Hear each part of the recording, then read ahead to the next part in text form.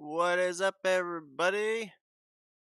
Welcome to another NSRA Duracell Next Gen Cup Series podcast, but a special one here today because this is most of the ones prior to this have been looking towards season 8. This one is not only that, but also a year in review of season 7. We'll also be looking at the Duracell Ultra Light series that wrapped up their inaugural season, looking ahead towards the new season for them in season 2. New mod change for them, actually, new mod change for the next gen cars as well. This will be, I think, the third change in the last 4 seasons, I want to say. I think was it season 5? That the swap over to the next gen mod took place. I'm pretty sure season 4 was still with the Men Cup 2019, and then obviously season 7 wrapping up, season 8 beginning. We're moving to the next gen cars, but with the special spoiler wing, and they will have 6 gears available to them instead of 4 that they originally had. So should be higher speeds, hopefully more tire wear, maybe more consumption of fuel. Not exactly sure that's going to be necessarily a thing. Um, and then hopefully as well more side by side racing and more good battling, not only just for the lead but all the way through the field.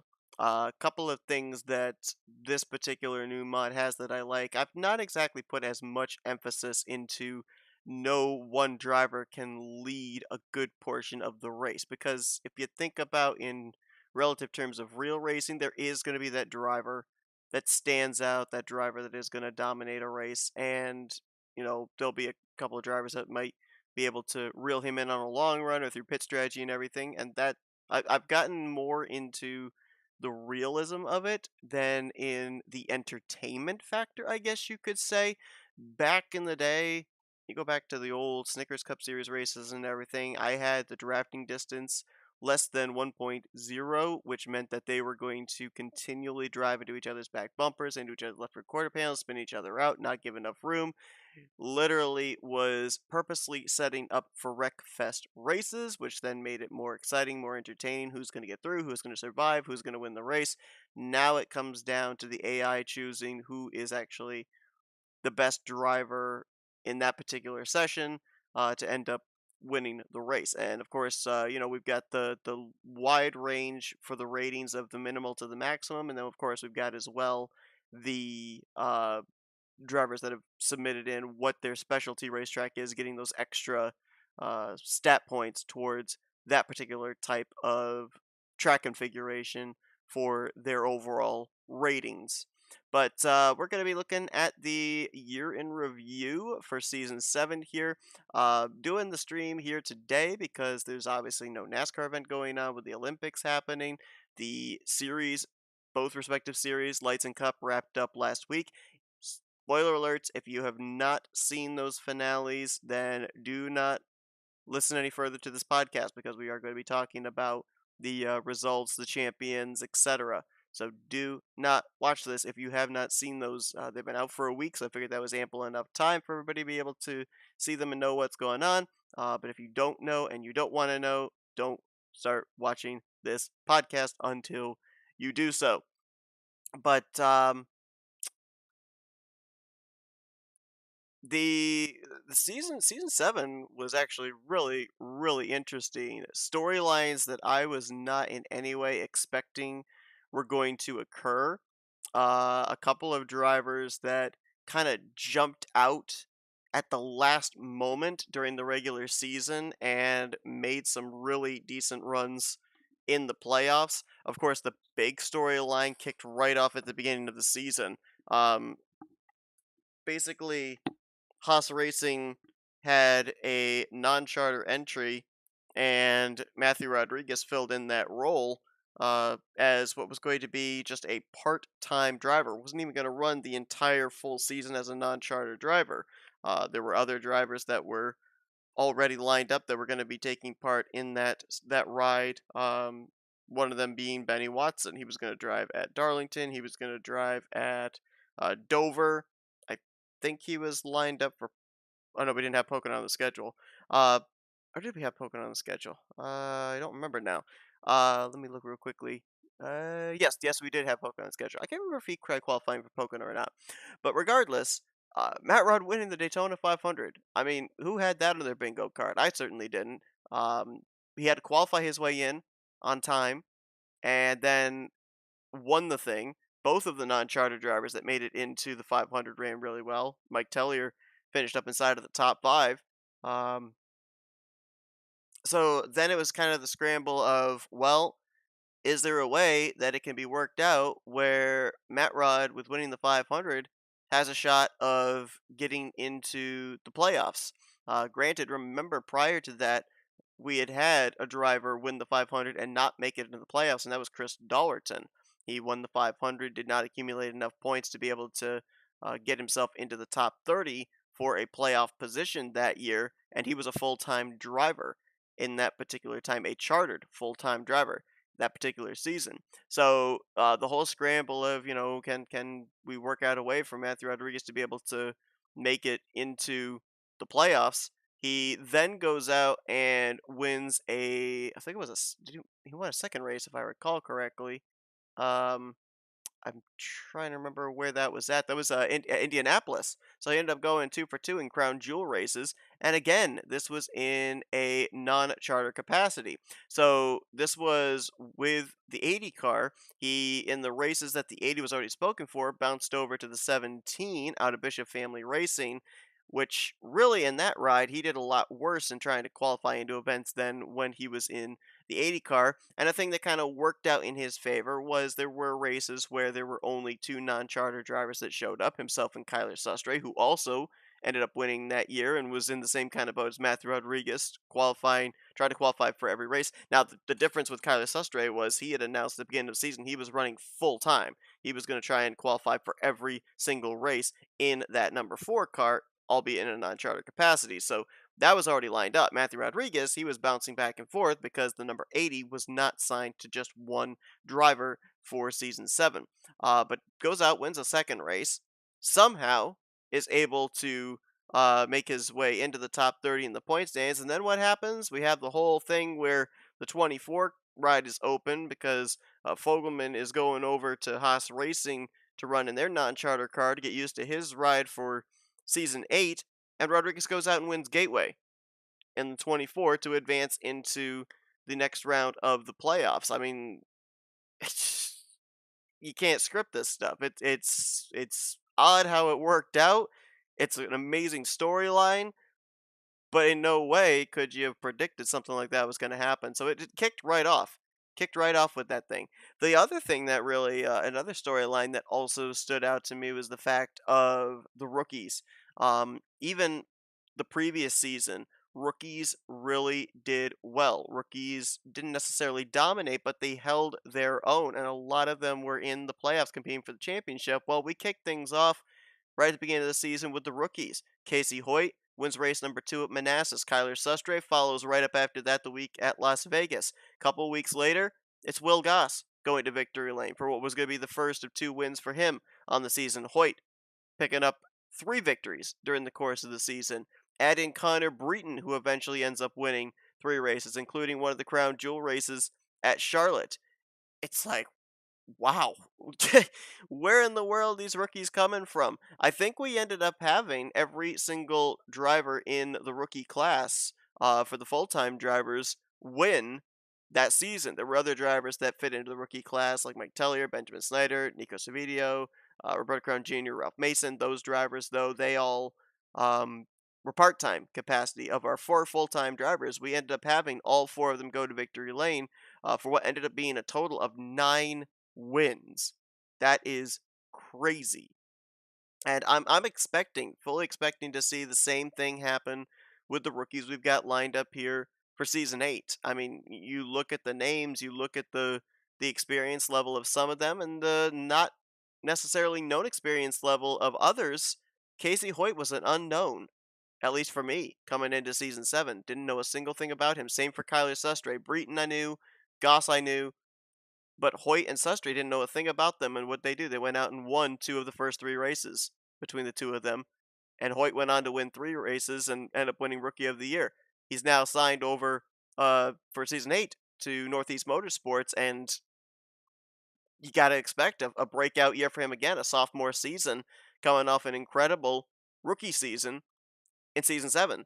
So I fully expect to see the same out of the rookie class here in season 8. The rookie class in season 6 was unbelievable as well. I think I've got that. I could bring that up. Yeah, Zachary Fitzwater going to victory lane at Indianapolis and end up winning Rookie of the Year there. You had Jack Dunnard make his way into the Final Four with a victory at, I think it was Phoenix, if I recall correctly. Destin Bolin won 3 races in the span of, what was it, 5 or 6 weeks. Laura Chung got her first career win at Watkins Glen. William Hoer went to victory lane that season as well.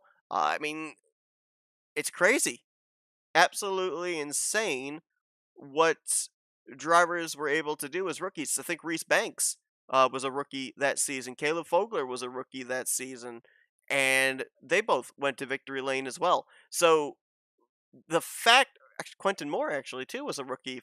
Yeah, he was, and he won the coast to coast pole to win race at Dover. So I mean, the rookies, the last couple of seasons, they have shown up and shown out. And I think you have to look at the rookie class that we're going to have here this coming season in season 8. Eric Monaco. Again, spoilers. The now going to be defending, well, I can't, yeah, the defending, though he's not actually defending the title, but the defending Duracell Light Series champion, Eric Sadler, who is a former driver under the NCRA banner back during the days of the Skittle Super Speedway series, but now going to be in a cup capacity for the very first time. Daniel Bouchard, who we saw win that North Wilkesboro modifieds race, and we have seen Bouchard in NSRA before. He ended up in the very first season of the Hershey's Cup Series. He drove the number 4 car, so he has experience in the Cup Series here on this channel. And then Summer Henson, we're looking at a driver that might be a complete unknown, like a Casey Hoyt, that we don't really know anything about, never seen her on the racetrack before. That could be one of those underlying rookies that might end up building their NSRA resume right before our eyes week after week after week. So while it may be a smaller rookie class this season as opposed to the previous seasons, though granted last season we only had 4 full-time rookies then. Yeah, we had some other ones that were part-time, but we only had 4 full-time rookies last season. Fully expecting to see this rookie class show out again, just like the rookies have been doing in the previous 2 seasons. Another storyline would be, I guess we could call it the swan song of Zach Rogers. Uh, Rogers, by all rights and purposes, probably shouldn't have made the playoffs. The season that he was having was absolutely horrible. It wasn't until about maybe a month before the playoffs began that he started finding his stride. He got that victory at Atlanta. That skyrocketed him up near the cut line. And he barely, and this is not a joke. This is not a joke at all. He barely made his way into the playoffs. It was literally single digit points between himself and Levi McIntyre as to who was going to get that final spot in the playoffs, and Rogers barely edged his way in. When you look at Rogers versus McIntyre during the playoffs, I think McIntyre had the better final 10 race run, which would have been interesting to see how far he could have made it into the playoffs. But because of the fact that he failed to make it into the postseason, he ended up finishing second highest in the point standings, not in the playoffs, 18th in overall points, got that victory during the playoffs at Arizona Speedway. You kind of look back at the what if McIntyre had made it in, would he have advanced potentially into the Final Four with the stats and the positions that he was picking up during the course of the playoffs? Zach Rogers, yes, he advanced into the round of 8, but once that round of 8 took place, he was the worst running driver during that stretch leading up to the Final Four. So you never know, it's a thing where it's going to remain a question mark for the rest of time. We're never going to actually know the answer to it, but it's a lot of what if. You look as well at, well, I guess we didn't know at the time, a lot of big name drivers that have been here in this series for season upon season upon season upon season, much like Zach Rogers, this, at least for the time being their final season full-time in Cup. Big one, Ryan Butcher, finishing out the year with a victory at Bristol Dirt, finishing 7th in overall point standings, almost was able to advance his way into the Final Four. You look at drivers like Jose Mills, the most winningest driver in the Duracell Cup Series. At this point in time, there are drivers that are close, drivers that are very close to toppling him. Michael Norman could have a breakout season. Nick Gunther could have a breakout season. I think Carson Gum's in that vicinity as well. They could easily get up there to the top of the leaderboard in all-time wins here in upcoming 8th season. But Jose Mills, this was a down year for Jose Mills. Um, if I recall correctly, I think last year he wasn't all that particularly strong either. This was not the same Jose Mills the last couple of seasons that we saw back specifically from seasons 1 through 4. Um, Mills struggled to even get top fives. He had 5 top 5s at the end of the year, 9 top 10s, an average finishing position of 21st, and that's where he was in the overall standings at the end of the season too. Was 21st in points. You look at drivers that were around him. Just behind him was Ryan Brommer, 22nd in points, who had missed 2 starts during the course of the season. And then behind him, 23rd in points, was Cody Lamas, who had missed 1 start during the course of the season. And yet, those two, Brommer and Lamas, had managed to accumulate pretty much just as many top 5s and top 10s as Jose Mills had been able to do in a full 36 race season. So, the question of was it time for Jose Mills to kind of step out? Maybe it was, just based off of the runs that he had had in season 6 and season 7. Maybe it was time to kind of step out there. He was the elder statesman of Blue Oval Automotive, now kind of turning the reins over to Caleb Fogler, albeit Fogler, this is only his, what, fourth, I think, full time season now? No, it'll only be his third full time season. So, you know, it will be interesting to see what happens in that regard with that team. Obviously, Benjamin Snyder now coming over to fill in the number 38. I really was impressed with what Benjamin Snyder was able to do in the Duracell Ultra Light Series inaugural season. Had that victory at Armory Digital Super Speedway. In my opinion, probably should have won Stafford, had the best car there. It's going to be interesting to see, kind of the changing of the guard, how that works out. And they're bringing on another good driver in Zachary Fitzwater as well, as mentioned, a former Rookie of the Year. Uh, Not necessarily the Zachary Fitzwater of season 6 did we see in season 7, though he did start coming on strong towards the end of the year, was able to climb his way up to 24th in the point standings, and he did have a victory earlier on in the season at Mid Ohio. So, he currently got himself a win every single season that he's taken part in at this point in time. But it will be interesting to see how he adapts over there because he's run the last couple of seasons in a Chevrolet over for Evans Motorsports. So we'll see how the transition works. But I think that Fitzwater is going to be a good fit there as well. I think Blue Oval Automotive is coming in with a pretty good looking team. I don't know if they'll ever be able to match the formidability of the four horsemen, if you will, of Trey Wright, Jordan Lopez, Chris Dollerton, and Jose Mills, but I think they definitely got a shot to be very formidable here in their own right with Fogler, Snyder, and Fitzwater. But we'll have to wait and see. Another thing, just looking at these, continuing with these storylines here, that jumped out to me is the big one in the fact that S3 Motorsports, can they be stopped? I don't know. They're 3 in a row.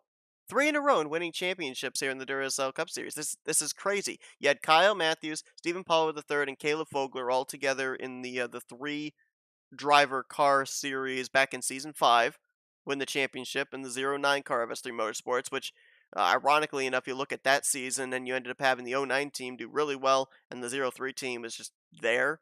They really weren't that great, and that was maybe the team that had the better driver lineup with Shelton, Sanford, and Deaver. You had kind of some unknowns hopping into the car with Kyle Matthews.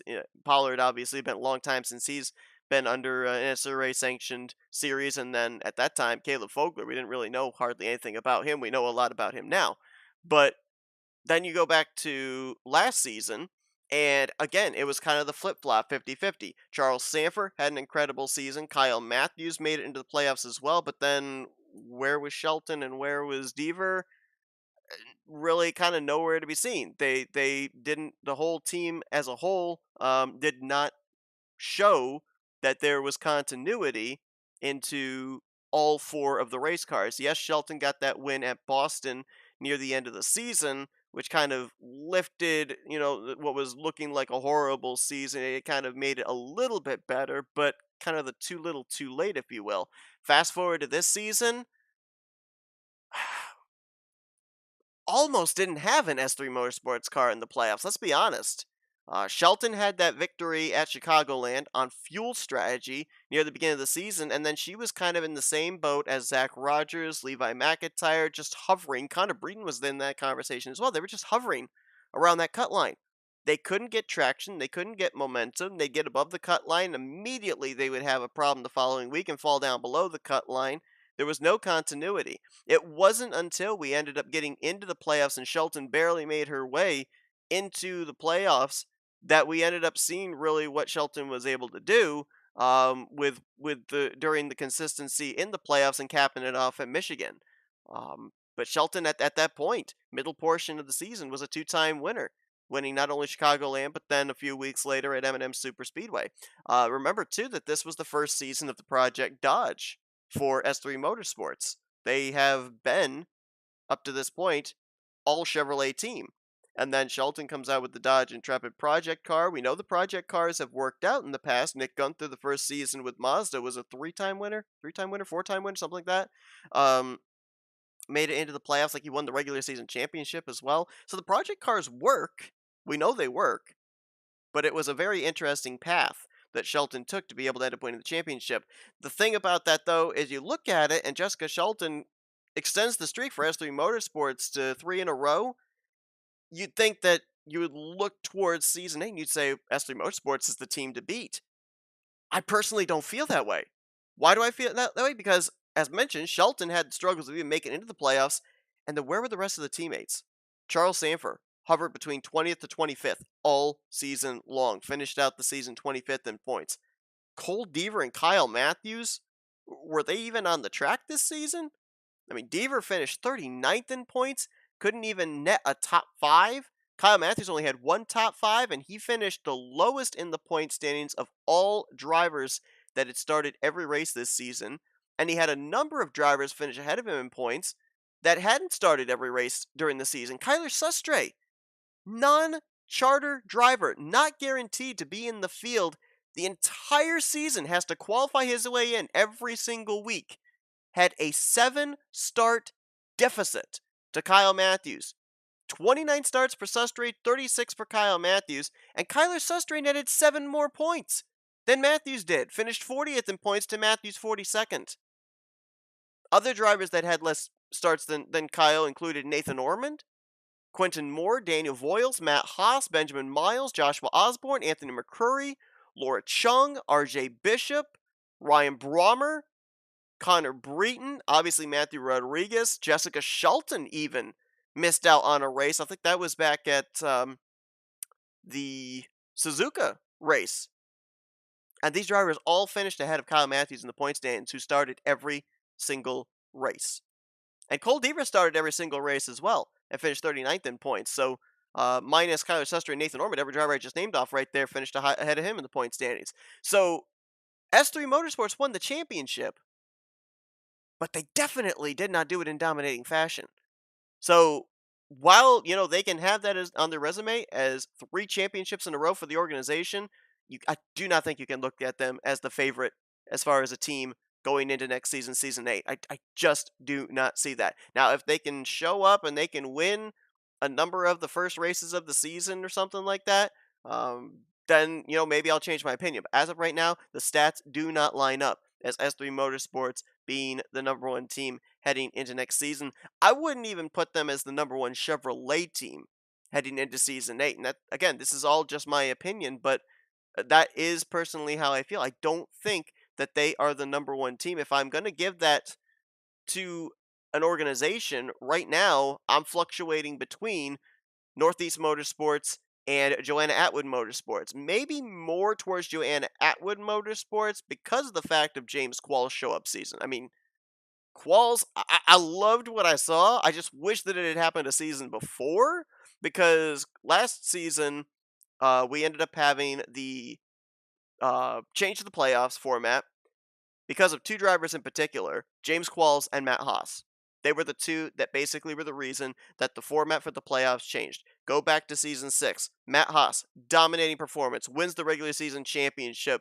Well, oh, no, almost wins the regular season championship, I should say. Was in that last minute battle with Nick Gunther. Gunther just barely edged him. But Matt Haas had the most consistent regular season, and he didn't make the playoffs. Why?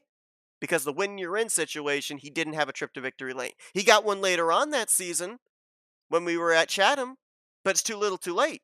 The playoffs are already locked in. He's already locked out. Matt Haas should have made the playoffs that season. James Qualls had an incredible, consistent season. Top 10 in the point standings the entirety of the regular season. Again, just like Matt Haas, though, because he did not have a win, did not advance into the postseason. Haas and Qualls are the two people, the two drivers that made the change happen for the playoff system, which now will reward drivers that not only go to victory lane, but those drivers that may not necessarily be able to get a checkered flag, but are consistent throughout the entirety of the regular season. That's why we have the 10 drivers, top 10 in points, regardless if they won or not, they're locked in. 6 drivers can then rely on victories to get the 6 wild card spots. I mean, I feel that that is the fairest way to go about it. And this season, Qual said, all right, well, you know what? I'm not going to rely on consistency. I'm going to get those victories, and ends up winning 3 races, 2 of them in a row, 3 of them in 4 weeks. I mean, career year for him. Joshua Osborne finds some traction, finds some momentum, getting a win at Hillside late in the season. Quentin Moore's kind of the outlier. We know that he's going to be coming back for another, I think it'll be his 3rd full-time season with the organization.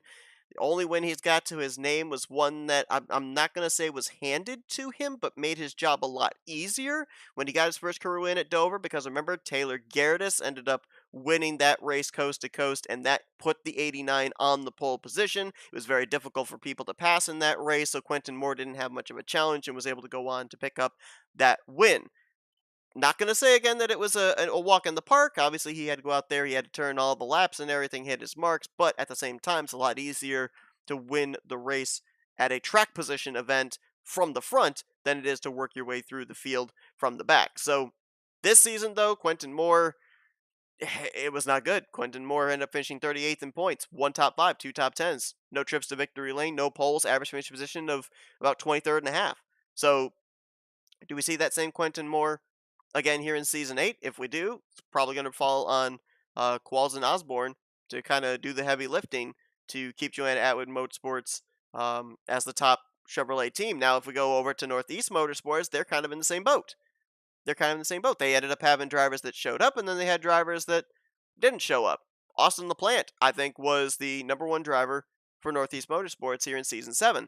He didn't find victory lane, but he was arguably the most consistent. 7 top 5s, 13 top 10s, made it into the playoffs through points.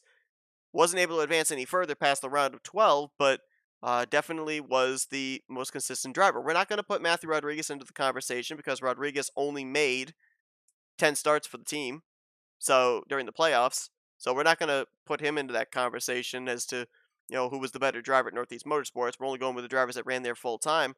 So you got the whole Austin LaPlante consistency thing, but then where were the other drivers? Connor Breton, consistently inconsistent, I guess you could say. Yeah, he had the 3 trips to victory lane, but he barely made it into the playoffs. Just barely made it above the cut line. He's got a crown jewel win at Charlotte, but I think that this season now we're going to have to see the wins and the consistency. It's going to be his 2nd full-time season. He's staying with the organization, staying with the same car, same team, so there is continuity there. But we'll have to see about that. And then we kind of talked about how Quentin Moore was having the problem over with Joanna Motorsports. Benjamin Miles had the problem with Northeast Motorsports, wasn't able to net a top 5, 2 top 10s, finished 35th in overall points. So Miles is a veteran. Obviously, Quentin Moore is only his 2nd full-time season. This is going to be Miles' 4th or 5th or 6th season with Northeast Motorsports. So, we'll have to see if the 25 and the 89 both can kind of step up. And whoever, I think, between Miles and Quentin Moore steps up the best is then going to tip the scales into who is the top Chevrolet team for Season 8. But I do not think that going into Season 8 that S3 Motorsports at this point in time is even in the conversation with those two other organizations. They can get there, but I don't think that they are in the conversation right now. And you're probably wondering, well, why aren't I talking about Fortnite Squad Racing? Well, remember, Fortnite Squad Racing is going over to Toyota in Season 8, so they aren't even in the conversation right now for Chevrolet. Uh, the last thing that kind of stood out to me in terms of this season was the drivers that didn't win that I felt probably should have won. There were a list of drivers that I compiled at the end of the season that I thought, in some way, shape, or form, probably should have had a checkered flag before the conclusion of the year. They were very consistent at certain portions of the season, some towards the beginning, some towards the middle, some towards the end. Never happened. And the reason I compiled the list was because I feel these are drivers to look at when the uh, green flag flies at Daytona. I think these are drivers that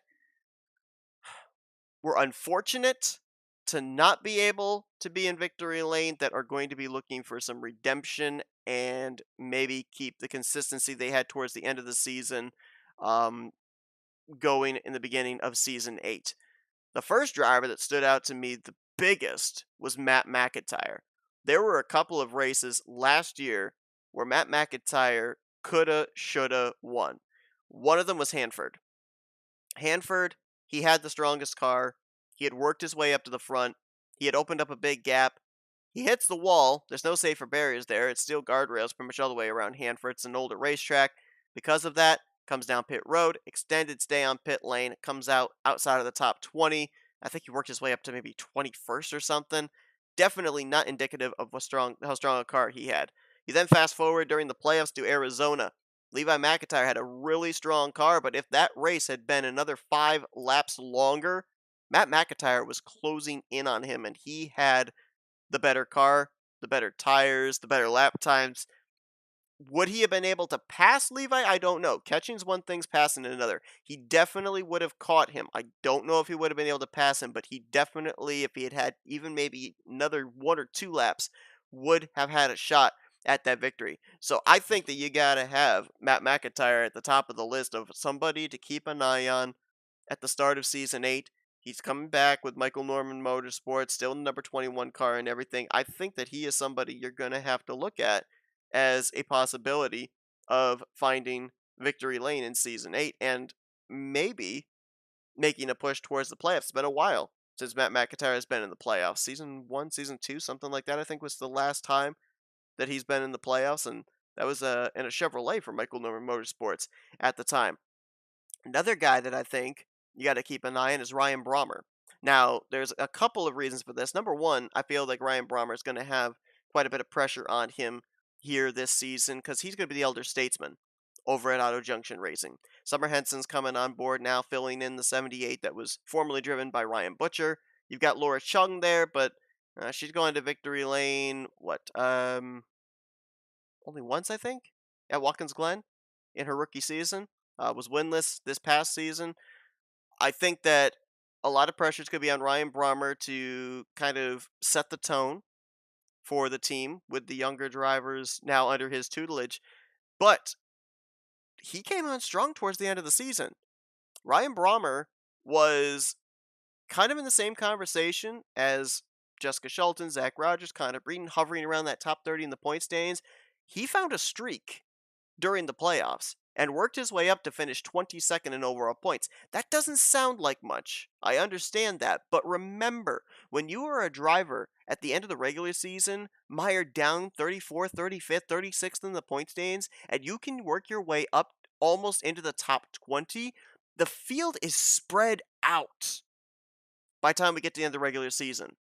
I talk about it at the beginning of the season. That's the time to pounce if you're going to make up ground in the points because the points are so close together. We'll see drivers, they can be 30th in points after race 2. They win race 3, shoom, they're up in the top 10. They jump double digits in points. Why? Because the points are so close together. We get to the completion of race 26 and the playoffs begin. The points are super, super spread out. So the fact that Ryan Brommer was able to net gain 10 to 15 positions in the span of 10 races with the points as spread out as they were, that just shows how good and consistent his finishes were. He ended up finishing out the year with 4 top fives and 8 top tens. The thing that stands out to me is you look at where he is in relation to other drivers in terms of average finish. Most of the drivers around him in the point stands are anywhere from 20.5 to 21.9. He had a 19.7 average finish. And that, I think, a lot of it, the average finishing position was lowered during the course of the playoffs. So I think Ryan Brommer is somebody that we have to keep an eye on in season 8. Another driver that I think we have to keep an eye on. Now, I mentioned about the fact that there are drivers that found consistency at certain portions of the season. Matt McIntyre and Ryan Brommer, theirs were towards the end of the season. Carson Gum was towards the middle of the season. Beginning of the season, awful. Towards the end of the season, not really that great. But Carson Gum came on strong middle of the season. He was actually looking like he could potentially be a threat to, if not win his way into the playoffs, point his way into the playoffs. He was kind of fluctuating between 13th through 16th in points about, a little after the All-Star break. All of a sudden, then he hit a cold streak and kind of started hovering between 20th to 30th in points. He finished out the year 28th in the standings. But during the mid portion of the season, Carson Gum was in the conversation to potentially be a driver that could be in the playoffs looking for another championship in Duracell Next Gen Cup Series history. Uh, this season now, season 8, they're moving over to Toyota. This was actually a call by Carson Gum to make the transition from Chevrolet over to the Toyota Camrys. We'll have to see how it works out for them, but maybe that might be just the thing he needs to kind of get that spark back. But from what I saw there, I think that Carson Gum is a driver that we have to keep an eye on. Uh, Maybe as one of the top 5 drivers to keep an eye on here in season 8.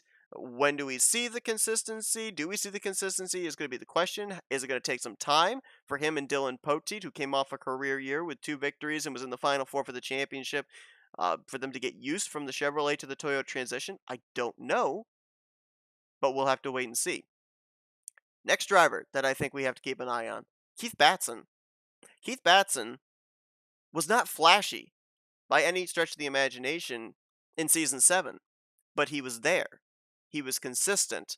You go back the season prior, Season 6, Keith Batson was definitely somebody that we kept an eye on. Had those 2 trips to victory lane. We had him as a lock into the playoffs and everything. This season, he pointed his way in. He couldn't find victory lane, but he pointed his way in. And you look at the statistics, a lot of people will say you got to win. You got to get those top 5s. You got to get those top 10s. Not necessarily. If you can consistently finish inside of the top 15 from 11th to 15th every single race, with the point system we've got now and the playoff system we've got now, you're getting into the playoffs. That consistency will get you into the playoffs. Keith Batson had only 5 or 3 top 5s. 3 top 5s, 6 top 10s. That was the lowest of any other driver, with the exception of Dylan Young, who had a victory. That was the lowest number of top 10s any playoff driver had the entire season. 6 top 10s. How did he make it into the playoffs then? He had those 11th to 15th place finishes. Just because you don't see their name up inside the top 10 does not mean they don't have a shot at the playoffs. Consistency matters even if you finish inside of the top 15. Batson finished 9th in overall points. He wasn't able to advance his way into the round of 8. But you look at drivers that have a good season, and then all of a sudden it's like they tank. Batson did not allow that to happen. This was kind of almost the reverse James Qualls. Qualls was consistent but couldn't find victory lane in Season 6, and then he showed up with 3 victories in Season 7. Batson, in Season 6, he went to victory lane twice for an automatic lock into the playoffs. But then you go to Season 9, and he found the consistent streak still. He couldn't find victory lane, but found the consistent streak still to advance his way into the playoffs. I think Keith Batson, with what I've seen, I mean, I love the approach that KB Racing Enterprises has. A lot of teams, they want to expand. They want to have the 3-car teams, the 4-car teams. I like watching the smaller organizations because the further you spread yourself thin, the more I feel that there's going to be one or two teams that are going to suffer. And this could be, in a way, why we've seen the struggles out of the bigger teams like S3 Motorsports, Northeast Motorsports, um, Young Motorsports has had problems with their drivers and consistency.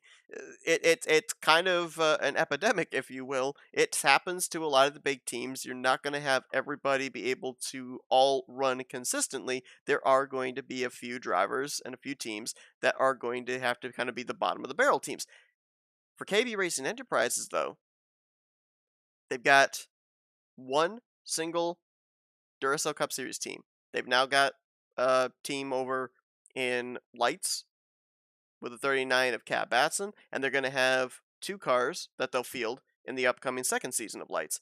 But they've got focus on just one car in Cup.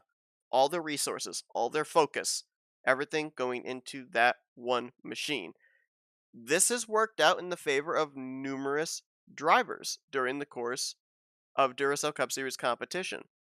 Not many teams adapt to that strategy or adopt that strategy, but it does work. Kyler Sustre, you could make a case right there. Put all the focus into that four car. Yep, non-charter driver, attempting to make all the races though, qualified his way into 29 of the 36 races, and found victory lane at Las Vegas. Didn't make the playoffs, but gained a lot of experience, which now he'll be able to apply in a full-time chartered season over at Haas Racing.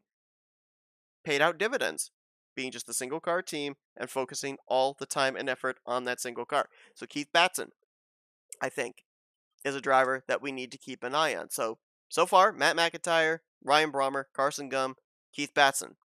Who's the fifth driver? I think it's got to be Destin Bolin. Destin, this season was a letdown only because he lit the world on fire in his rookie season, but it was not a bad season for that driver. He had 3 victories in his rookie season for Young Motorsports in season 6. Believe, if I'm not mistaken, one of those victories was actually the Coca-Cola 600, so he had himself a crown jewel win. This season, he made his way into the playoffs, made his way in easily into the playoffs, actually. I think when we got towards like 4 races left in the regular season, he was comfortably locked in through points. Was mathematically not going to be able to fall out of the top 10 in the standings. I think he was like 5th or 6th in points. So the consistency was definitely there. No, he didn't find victory lane, but then we started getting towards the playoffs, and the luck just wasn't there. It wasn't there for Young Motorsports. Let's be honest. As soon as Young Motorsports had their 3 drivers make the playoffs, it's like the wheels fell off the momentum train. Will Goss, Dylan Young, Destin Bolin, they made up 3 of the 4 drivers eliminated in the first round. So it wasn't just Destin. I think it was an organization thing that kind of hurt the 12 team. So Destin, though, you look at his stats. He was tied for second most top 10s on the year with 13. He had 4 top 5s, an average finishing position of 19.83, which was, I think, something like the 5th or 6th best average finishing position of all the drivers that made it into the playoffs. So, it's at least more than the top half that he was in average finishing position, and this includes the races during the playoffs that he was eliminated from the championship. This season, still with Young Motorsports, there's a number change, but I don't think that's going to make much of a difference. Granted, though, he is going to be with a different team. He's with the same organization, but he is with a different team. He's going to the 0-2, which is the rebranded 11 car that Will Goss put in victory lane twice in Season 7. And then Eric Sadler will take Destin Bolin's ride at the 12. So there will be a slight transition for Destin Bolin, but not much difference.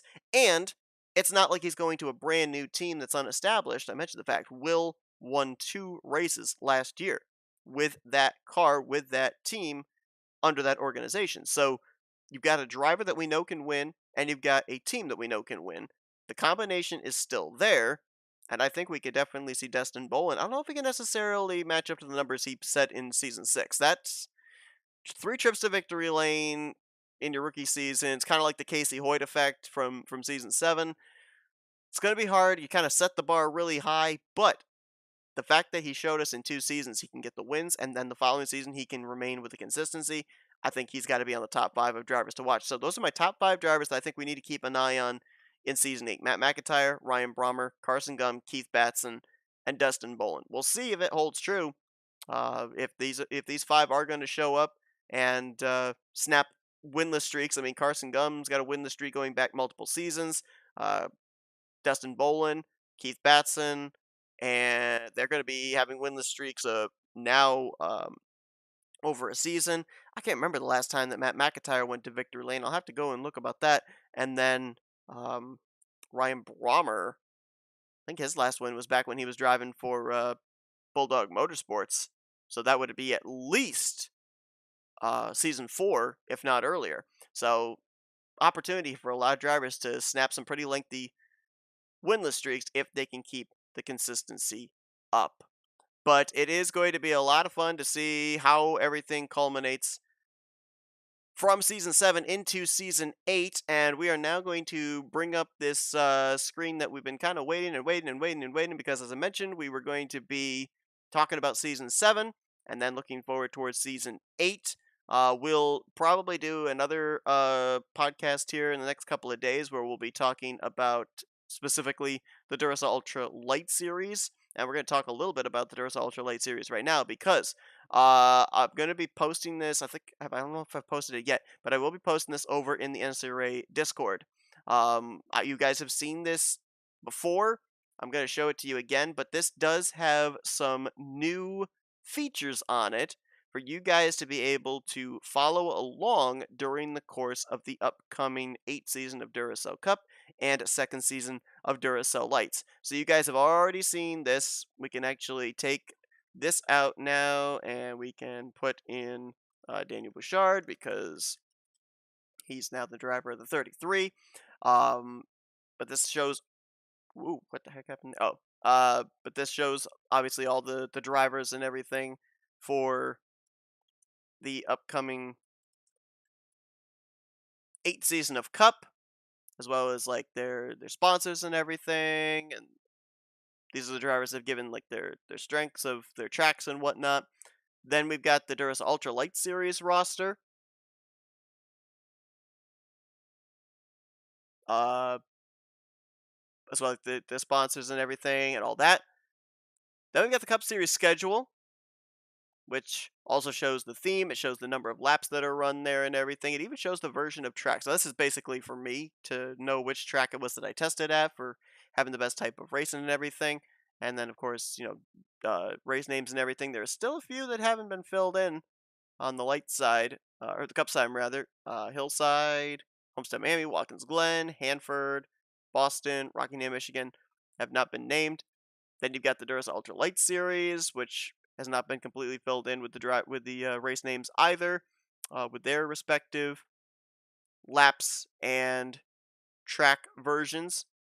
Then we got the Duracell sponsor list. This is the Cup Series sponsor list, which obviously some drivers have filled out and everything. Other drivers have not, but you're leaving it at my discretion if you don't fill anyone out. And then the Duracell Lights driver list. This is kind of for organization for myself. It's got the specifically showing what drivers are in the All-Star cars for next season. The 01 is an All-Star car. The 55 is an All-Star car. The 16 is an All-Star car. So it's kind of for me to be able to make sure I have the right driver in each respective car at the correct racetrack during the course of the season. But this is the big one. This is the big one that I've added on here for you people to be able to follow along, and that is the TV scheduling tab. Now, what this is this is going to show you the dates that these particular broadcasts are going to air on the YouTube channel. So if we look here, the LA Coliseum, there'll be a practice session that will air on August the 10th. So that's a little less than a week from now, at 7 p.m. Eastern Standard Time. Then the following day, At 4 p.m. Eastern Standard Time, we've got the heat races to qualify into the main event. And then the following night at 7 p.m. on that Sunday, then we've got the Clash of the Coliseum. Thing that you guys can keep track of here is I've had this happen in the past where people will, they'll make some mid-season changes to a driver. They'll want to add another driver or another car or something. I have already, as you can see, I have already recorded, uploaded, and scheduled a number of races for Season 8, Season 2 of the respective series. This is to show where I am currently at in those recordings. So as you can see, LA Coliseum, recorded, uploaded, scheduled. Daytona race weekend, recorded, uploaded, scheduled. Same for Manassas. Same for Las Vegas. I'm up to Pocono right now. I ended up having Keith Batson put together a second ride with Craig Batson driving the number 91. I told him where I'm at as far as the recording is concerned and the scheduling. Pocono would be the next area where the 91 would make its debut, as you can see here. This is going to be for anybody that ends up having something like that where they want a change made. They can look here and see, if you wanted it to happen at Manassas, well, you can look here and see I've already recorded, so it can't be done. So this is going to be an opportunity for people to be able to follow along of when things have been recorded and have been uploaded to know not only when things are going to go live, what session is going to go live at what certain point on the NCRA YouTube channel, but also where I am at in terms of recording and uploading. You can basically gauge when I say uploaded, that means that it is uploaded to YouTube and it is scheduled for whenever it is going to go live. Recorded means that the session has been recorded, video has been edited and has been rendered, but has not been uploaded to YouTube. So that's just a kind of to give you guys an idea of where everything is at in terms of the course of the entire season. And I have very neatly done this all the way down. Now, I have not filled in everything yet. I have currently filled in the scheduling up to September 15th for Phoenix.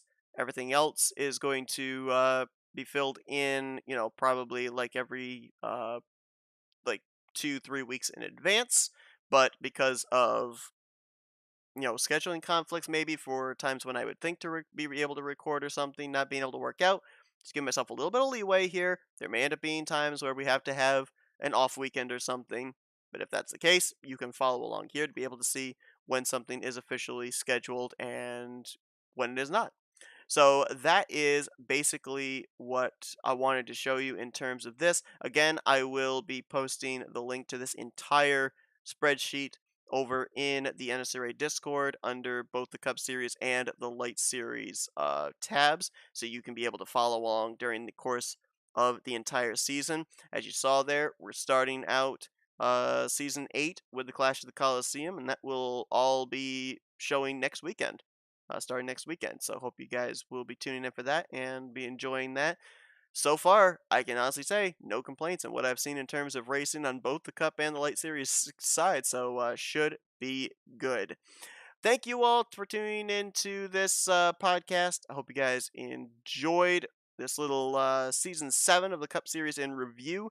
We will be having, as I said, a separate podcast a little bit later this week in which we'll review over the Light Series, look towards the Light Series second season, what some of the drivers that did well in Lights that are moving up to the Cup Series, what they might be able to do based off what we saw them do in the inaugural Light season, and of course, who some of the drivers to maybe look at as the favorites for the championship for the Light Series second season could be. Of course, we've got a playoff system now in the Light Series in Season 2 also. It's not the usual Winston Cup, most driver accumulated points wins the championship, so that throws a little spanner into the works as well. But thank you all for tuning into this podcast. Hope you guys enjoyed it, and I will see you guys next time here later on tonight.